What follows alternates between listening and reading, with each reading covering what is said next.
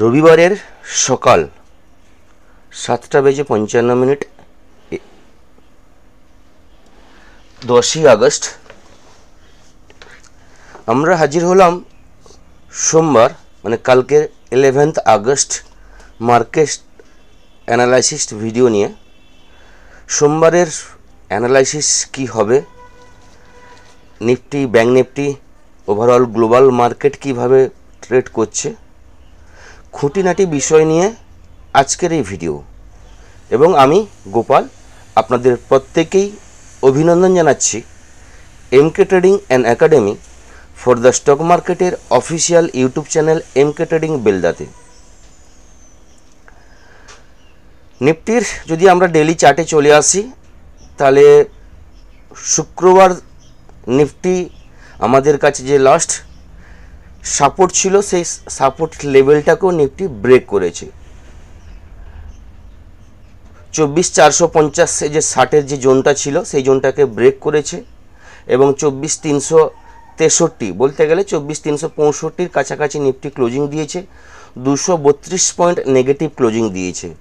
যদি আমরা উইকলি চার্টে দেখে নিই তাহলে দেখতে পাবো কনস্ট্যান্ট 6টা week continue Nifty negative trade করছে এবং নেগেটিভ বড় বড় রেড ক্যান্ডেলে ক্লোজিং দিয়েছে। এবং লাস্ট উইক যে ক্লোজিং দিল এবং মানে বলতে গেলে উইকের একদম লোয়ার রেঞ্জে ক্লোজিং দিয়েছে, একদম লোয়ার জায়গায় ক্লোজিং দিয়েছে। নিফটির লো ছিল 24,337, ক্লোজিং এসছে 24,363, সামান্য 20-25 পয়েন্ট উপরে, নাহলে বলতে গেলে লোহার ব্যান্ডে ক্লোজিং দিয়েছে। এবার উইকলি চার্টে আমরা দেখতে পাচ্ছি নিফটির যে সাপোর্ট ছিল সাপোর্টটাও ব্রেক করে গেছে এবং ডেলি চার্টেও আমরা দেখতে পাচ্ছি ডেলি চার্টেও ব্রেক করে গেছে। তাহলে সোমবার এখান থেকে কত ফল আসতে পারে, নেক্সট উইক আরও কত নামবে, না এখান থেকে মার্কেট অক্সিজেন নিয়ে উঠে যাবে, উপরে বাউন্স নেবে, এইগুলো নিয়ে আলোচনা করব। তো এই আলোচনায় যাওয়ার আগে আপনাদের দেখিয়ে রাখবো এটা এমকে ট্রেডিংয়ের ডিসক্লেমার অবশ্যই আপনারা পড়ে নিন। এমকে ট্রেডিং অথবা আমি কোনোভাবেই কিন্তু আপনাদেরকে বাই বা সেলের রেকমেন্ডেশন করি না। এখানে ভিডিওতে যা কিছু ইনফরমেশান দেওয়া হচ্ছে টোটালটাই কিন্তু এডুকেশন পারপাসের জন্য। এবার যদি নিফটি ডেলি চার্টে আমরা আসি তাহলে বলবো নিফটি যে জায়গায় ক্লোজিং দিয়েছে 24,363, ভালো ক্যান্ডেল নয়, ভালো ক্লোজিং নয়, overall negative candle, negative closing. Overall যে সাপোর্ট জোন ছিল 24,450-এর সাপোর্ট জোন, সেই জোনটাকে ব্রেক করে গেছে এবং আমি বলেও ছিলাম 24,450 লেভেলটা যদি ব্রেক করে যায় তাহলে কিন্তু নিফটি 370-এর কাছাকাছি আসবে। তো নিফটির নেক্সট যে সাপোর্ট জোন আমাদের কাছে ছিল 24,370 এবং যথারীতি 24,370-এর কাছাকাছি 363-370 বলতে গেলে প্রায় সেম জায়গায় নিফটি ক্লোজিং দিয়েছে। এবার সোমবারের জন্য যদি ভিউ তৈরি করি তাহলে বলবো নিফটি যে জায়গায় ক্লোজিং দিয়েছে বা নিফটির যে লো ফ্রাইডের 24,363 বা ফ্রাইডের যে লো ছিল 24,337, এর লোয়ের নিচে নিফটি যদি ট্রেড করে সোমবার তাহলে সেখান থেকে কিন্তু আমরা কিন্তু ডাউনের জন্য ট্রেড নেব। নিফটির যে ডাউনের ট্রেড থাকবে 24,300 টার্গেট থাকবে, 24,300 ব্রেক করে গেলে 24,200 এবং 24,200 যদি ব্রেক করে যায় তাহলে 24,150 এই লেভেল পর্যন্ত নিফটি কিন্তু আসবে। কারণ হচ্ছে আমি বলেও ছিলাম যে আগে নিফটি 9th মে এবং 11th মের 9th মে এবং 12th মের মাঝখানে একটা গ্যাপ রেখে গেছে, এই গ্যাপটা ফিল আপ করতে কিন্তু নিফটি আসবে।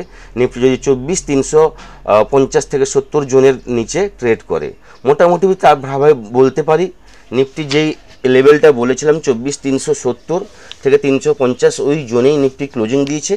সোমবার নিফটি ফ্রাইডে যদি লো 24,340 এর নিচে ট্রেড করা শুরু করে তাহলে কিন্তু ডাউনের জন্য ট্রেড নেব, যেখানে নিফটি 24,300, 24,200, 24,150 লেভেল পর্যন্ত কিন্তু একবার আসবে।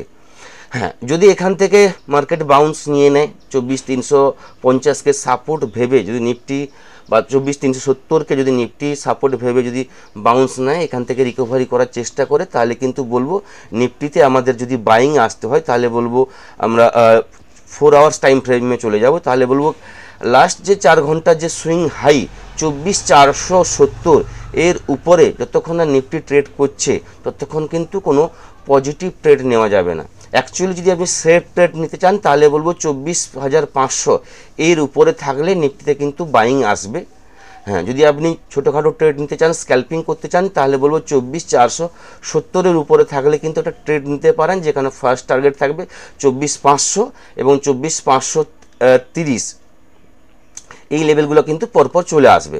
যদি সেফ ট্রেড নিতে চান তাহলে বলবো 24,500 থেকে 24,530 জোনটা কিন্তু আপনি ওয়াচ করে তারপর ট্রেড নেবেন। 24,500 থেকে 530-এর উপর যদি ট্রেড করা শুরু করে সেখান থেকে কিন্তু একটা পজিটিভ র্যালি আসবে, যেখানে 24,600 লেভেল কিন্তু আমরা দেখতে পাবো।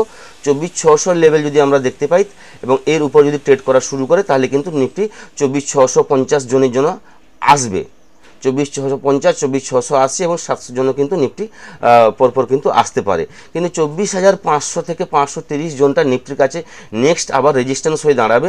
তো এখানে এলে কিন্তু আবার কিন্তু প্রফিট বুকিং হতে পারে বা এখান থেকে কিন্তু আবার সেলার কিন্তু ট্রাই করবে আবার ডাউনে আসার জন্য।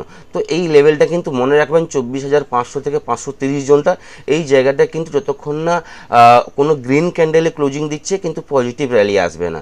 ডাউনের জন্য বললাম 24,340-এর নিচে থাকলে কিন্তু 24,300, 24,250, 24,200, 24,150 এই লেভেলগুলো কিন্তু আসবে।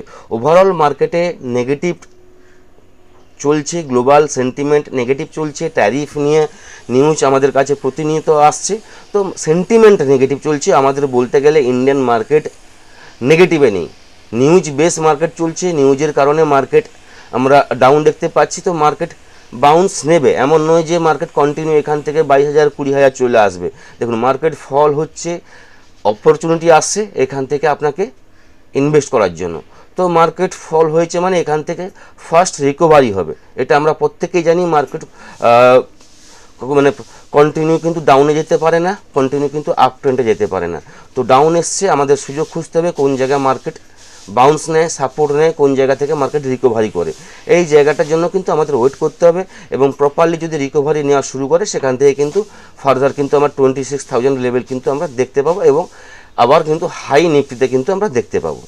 এবার যদি ব্যাঙ্ক নিফটির অ্যানালাইসিস করি তাহলে বলবো ব্যাঙ্ক নিফটি যেখানে ক্লোজিং দিয়েছে 55,000, রাউন্ড ফিগারে ব্যাঙ্ক নিফটি ক্লোজিং দিয়েছে। ওভারঅল বলেছিলাম ব্যাঙ্ক নিফটি যে টার্গেট ছিল 55,150, সেই লেভেলটা ব্রেক করে 55,000-এর কাছাকাছি ক্লোজিং দিয়েছে।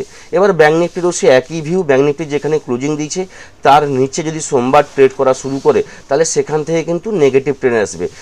শুক্রবারের যে লো ছিল ব্যাঙ্ক নিফটির 54,900 নিচে যদি ব্যাঙ্ক নিফটি ট্রেড করা শুরু করে সেখান থেকে কিন্তু নেগেটিভ ট্রেন্ড আসবে, যেখানে টার্গেট থাকবে 54,800 এবং 54,600 এবং 54,450 এই লেভেলগুলো কিন্তু পরপর কিন্তু ব্যাঙ্ক নিফটিতে আসবে। বর্তমান 54,430 পর্যন্ত সোমবারের ভিউ দেখতে পাচ্ছি ডাউন ট্রেন্ডে, যদি মার্কেট 54,900 নিচে ট্রেড করা শুরু করে।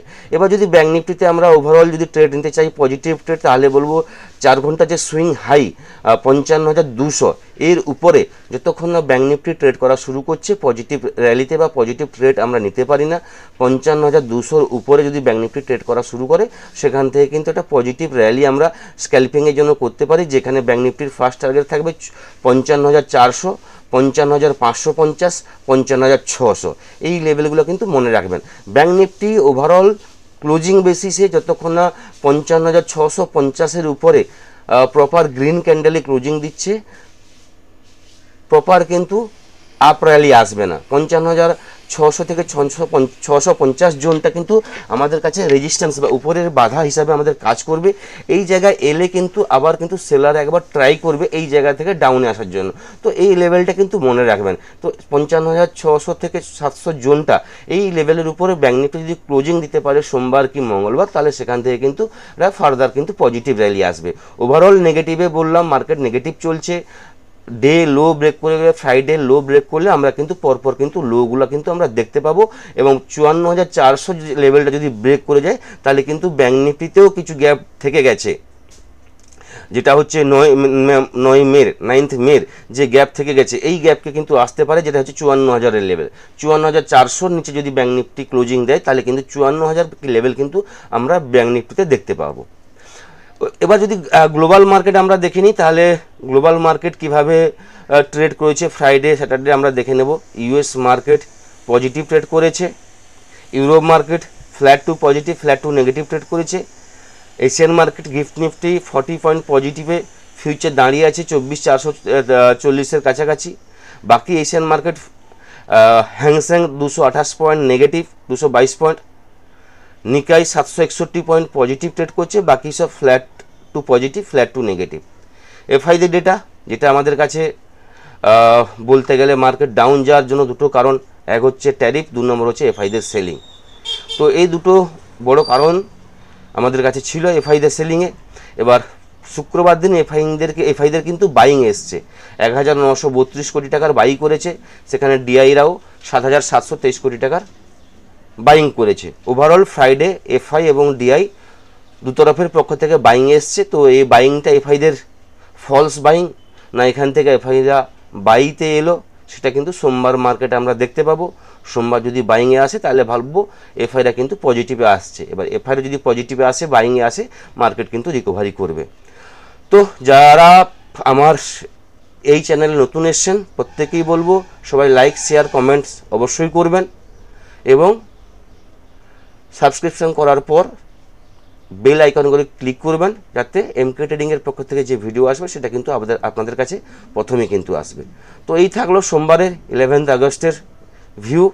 নেক্সট ভিডিওতে আপনাদের সঙ্গে আবার দেখা হবে। সবাই ভালো থাকবেন। থ্যাংক ইউ, ধন্যবাদ।